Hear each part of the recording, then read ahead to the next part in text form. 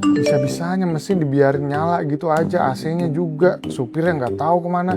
Mobilnya ditaruh di pinggir jalan. Emangnya dikira solar murah apa? Kita juga yang akhirnya bayar solar tambahannya. Kenapa sih bos marah-marah? Ini nih ada driver, dia ninggalin mobilnya di pinggir jalan.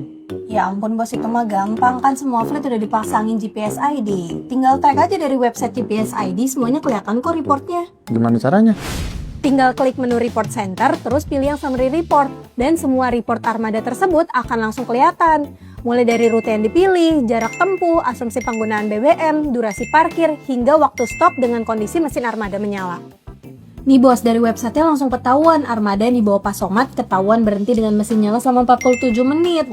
Jadi dari menu summary report ini bisa ketahuan semua bos. Total durasi stop kendaraan sampai alamat detailnya semua ketahuan. Udah mending telepon Pak Somad nih bos sekarang. Oke deh, saya telepon dulu. Pak Somad.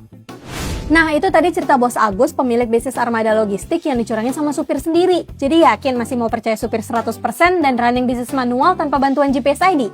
Daripada terlambat sebelum kejadian, mending pastiin semua armada pasang GPS tracker dari GPS ID yang bantu amankan bisnismu jadi lebih cuan tanpa ada yang terbuang.